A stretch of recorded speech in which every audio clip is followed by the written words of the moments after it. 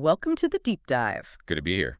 Today, we're tackling the fascinating story of Samsung. You've given us a rich set of sources, primarily its Wikipedia pages, hmm and our mission is really to extract the key moments and, understand what shaped this South Korean powerhouse. Yeah, and what jumps out right away is just the scale. I mean, starting with, what, 30,000 won in 1938? Right, which is apparently about 300 million won today, adjusted. Exactly. So Lee Byung-chul started this thing, and it's just exploded into this global player. The trajectory is, well, it's incredible. Okay, let's talk about the structure then, because it's not just one company called Samsung Group, is it? No, not really. That's a key point. It's more like a collection of interconnected companies. Like a family. Sort of, yeah. Samsung Electronics is kind of the center of it all. But you got Samsung C&T, Samsung Life Insurance, really important players. Okay. And this structure, this Chaebol model, the Fair Trade Commission called it a large business group way back in 1987. And the economic impact is, well, it's almost hard to wrap your head around. 2013 revenue, 380 trillion won. That was 26.6% of South Korea's entire nominal GDP that year. Yeah, it's staggering. Over a quarter of the economy. What does that even tell us? Well, it shows just how central they became to the South Korean economy. Maybe a bit of reliance there, too. Right. And look at the exports. Same year, 2013, $157.2 billion. That's 25% of all South Korean exports. Wow. Huge for the trade balance. Absolutely crucial. And it's not just numbers, is it? The brand is globally recognized. Fourth most valuable brand in 2018, according to Brand Finance. Exactly. That doesn't just happen. It takes decades of work, global strategy. And it says a lot about South Korea's image on the world stage, too. Which makes this next point interesting. In February 2017, the Future Strategy Office, this sort of central command, it was dissolved. Right. And they officially retired the term Samsung Group. That sounds like a big deal. It was. It signaled a shift towards a more decentralized system, more autonomy for the different companies, maybe more agility, a move away from that really tight control. Okay, so with that kind of overview, the scale, the structure, let's rewind. Back to 1938. Right. Lee Byung-chul, Daegu. He starts Samsung Sanghoe. Which was what, exactly? A trading company, basically. Yeah. Dealing in dried fish, groceries, noodles. Pretty humble beginnings. Later incorporated. But it didn't stay humble for long. The post-war years look like a period of really fast diversification. Absolutely. Opportunities were popping up everywhere. 1948, Samsung Mulsan Gongsun, that's construction, helped with rebuilding. Then 1953, Chiljeoneng, sugar manufacturing initially. That later became CJ Chil today, right? Yeah. A separate entity now. Right, the CJ Group connection. Yeah. And then 1954, Chilmajik Textiles. That one eventually evolved into Samsung SDI. So moving into manufacturing, different industries. Something else stood out from that early time, 1957. They were apparently the first in South Korea to use open public recruitment. Yeah, that was pretty progressive back then. Trying to get talent based on merit, not just connections. Seems like it. And they were acquiring companies, too, like Gwine Kuck Fire Insurance in 58. That's now Samsung Fire and Marine. Yeah. Expanding into finance early on. And the early 60s saw them jump into totally different fields, retail, media. Yep. 1963, took over Donghua department store that became Shinsegae, another one later spun off. Right. Same year, established Dongbang Life Insurance, now Samsung Life. And then in 65, founded the Jungang Ilbo newspaper. Big move into media and culture. But it wasn't all smooth sailing. That saccharin smuggling scandal in 1966, that sounds serious. Oh, it was. It actually led to Lee Byung-chul stepping down as chairman for a bit. A major early challenge, an ethical hurdle. And he came back. He did, yeah. Returned to management in 1968. Shows you the founder's influence, maybe the family's grip. And right at the end of this phase, we see the seeds of their tech future being sown. A hospital in 68, and then Samsung Electronics in 1969. That's the big one. Absolutely pivotal. Founding Samsung Electronics wasn't just another diversification move. It was the start of everything we think of Samsung today, pretty much. Set the stage for global tech dominance. So the 70s and 80s built on that. More growth, more expansion. For sure. Still diversifying, but you see this growing focus on electronics and related stuff. 1970, Samsung NEC gets established components. That also became part of Samsung SDI later. Then 1973, you get Chil Communications Advertising and Hotel Chilla for hospitality, catering to business, tourism. And acquisitions kept happening. Yeah, like Korea Engineering in 78, now Samsung Engineering. bolstered their industrial side. But they also shed some things, like the original trading company. Right, in '79, Samsung Sanghoe, the original Star Noodles business, was transferred out. Shows they were deliberately shifting towards these newer, probably higher growth areas, letting go of the past, in a way. They also moved into sports and data processing around then, didn't they? Yep. 1982, the Samsung Lions baseball team started. Sports were getting big in Korea. And '85, Samsung Data Systems, now Samsung SDS, recognizing IT was the future. Then came a huge change. The founder, Lee Byung-chul, passed away in '87. November '87. And his son, Lee Kun-hee, took over as the second chairman in December. What did that mean for Samsung? Big transition. Lee Kun-hee had a different vision, really pushed for quality, global competitiveness. In '88, for the 50th anniversary, he declared a second founding. A second founding, what did that entail? Signaled a new direction, new energy, a commitment to really pushing onto the world stage. Around then, they also acquired KOCA Card, now Samsung Card. More finance. And the early '90s saw some big spin-offs, right? Shinsegae, Hensel Paper, why start breaking off pieces? Yeah, 1991, well, part of it was probably focus. The group was getting massive, sprawling. Spinning off businesses could make them more manageable. Maybe also dealing with some criticism about the sheer size and power of these cables. Though, the family control often remained in different ways. And they kept expanding elsewhere, like acquiring International Securities in '92, now Samsung Securities. Which takes us into the new management era, starting '93 under Lee Kun-hee. What defined this period? This is all about transformation. Lee Kun-hee's famous line, "Change everything but your wife and children." Wow. And you saw it visually in '93 with the new logo. That blue ellipse with Samsung inside. Oh, the one everyone knows. Yeah, that was about globalization, a unified brand, aiming to be truly world-class. Designed by an American firm, L&M. And the spin-offs continued during this time, too. Oh, yeah. Constantly tweaking the portfolio. Chil Jadang, the food part, separated in '93. Chil Synthetics, textiles, in '95 became Torii Chemical. They also built infrastructure, like the airport expressway. Established the company for that in '95. Shows their reach, always looking for opportunities, maybe leveraging their construction arm.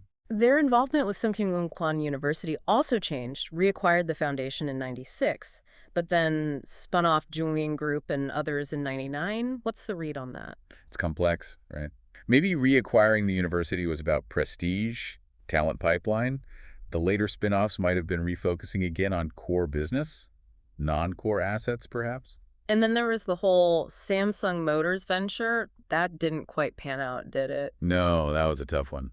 They eventually sold the passenger car division to Renault in 2000. Became Renault Samsung Motors, then Renault Korea. Right.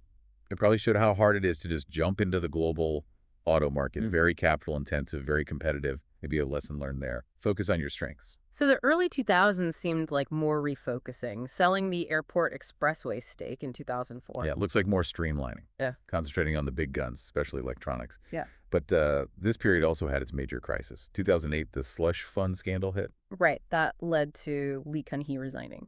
Yep. He stepped down. Lee Subin from Samsung Life took over, representing the group externally for a while.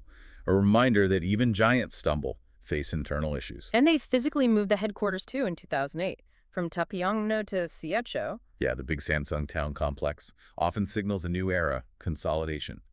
Reflects their massive size by then. Okay, moving into the 2010s. Lee Kun-hee returns to management in 2010. What are the big moves then? Seems like a lot of consolidation within tech. In 2012, they merged the LCD division with Samsung Mobile Display and SLCD, created Samsung Display. Streamlining display tech.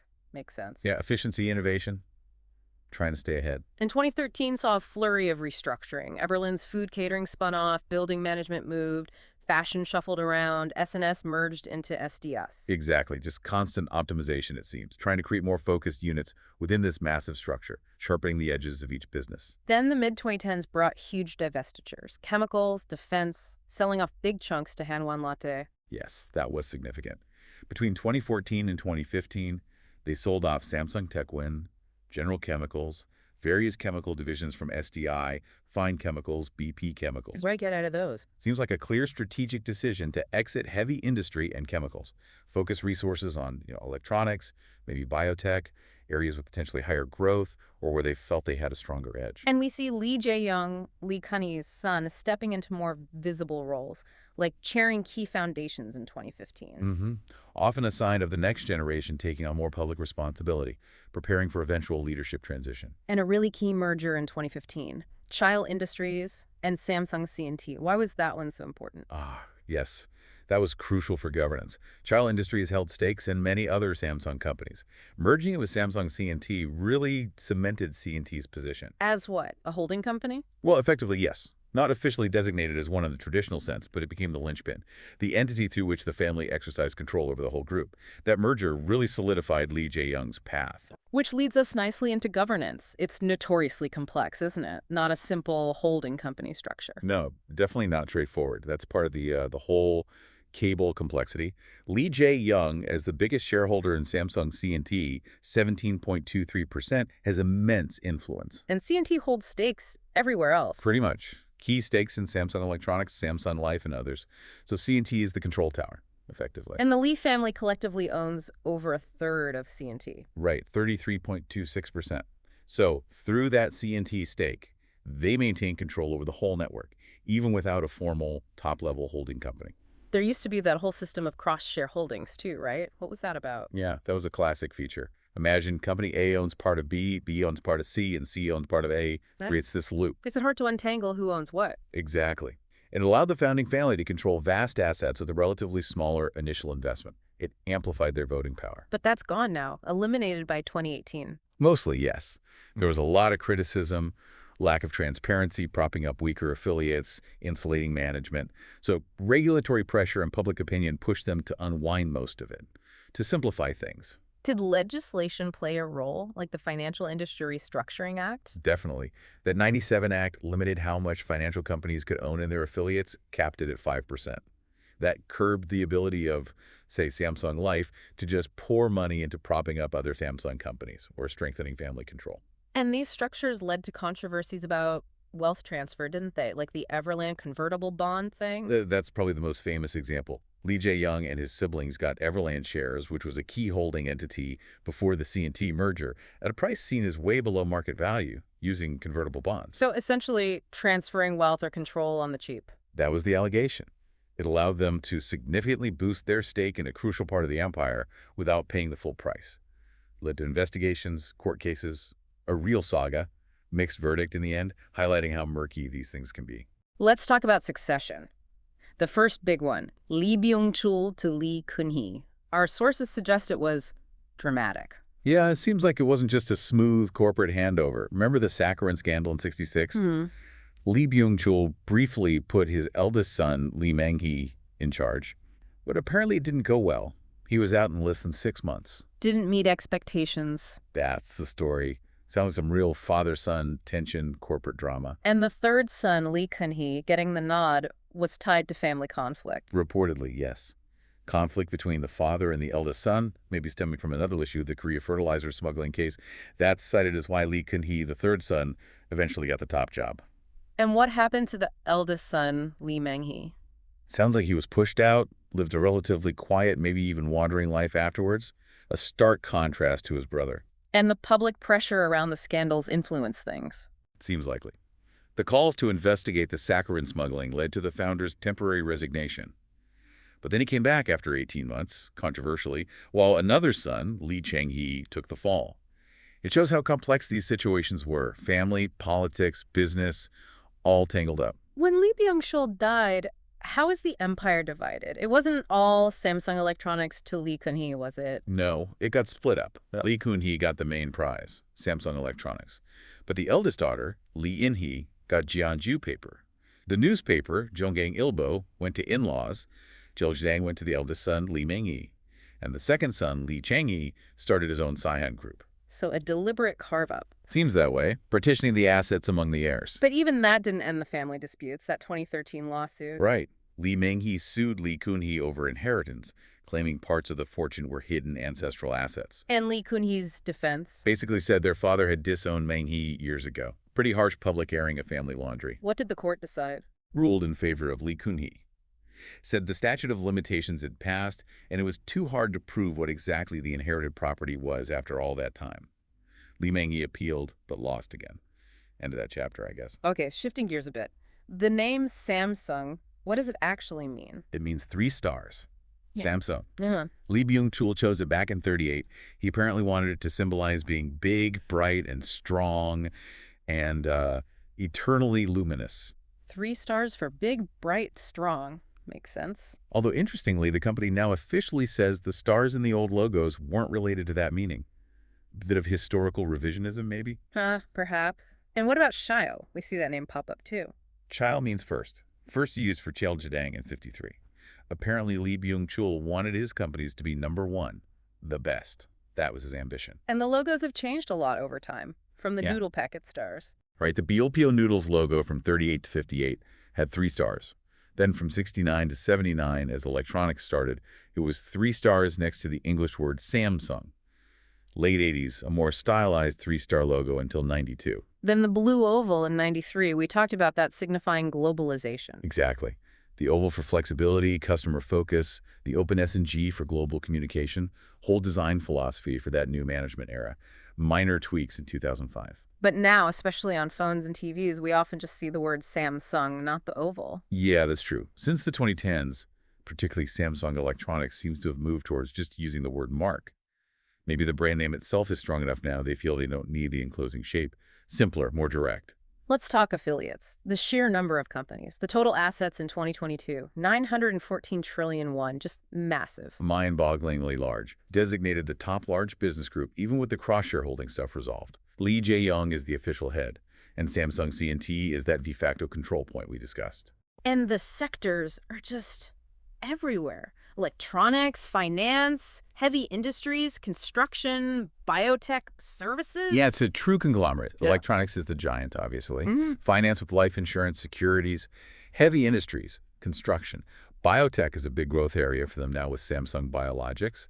And then services like advertising with Chill Worldwide, hotels with Shilla. The list just goes on and on. It's an intricate web. It really is, touching almost every part of the economy. Beyond business, there's Sun Kyung-kwan University and Samsung Medical Center. What's their role? Well, prestige, certainly, contributing to society. Yeah. But also talent pipelines, research partnerships. They're integrated into the ecosystem, you could say.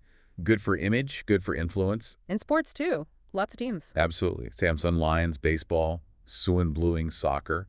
They own and manage a bunch under Chill Worldwide now. Yeah. Big part of their brand presence in Korea. It's also fascinating looking at the former affiliates. Shinsegae, CJ, Hansela. These are huge companies now in their own right that started inside Samsung. Totally. Yeah. It shows Samsung acted almost like an incubator. But it also shows their history of constant restructuring.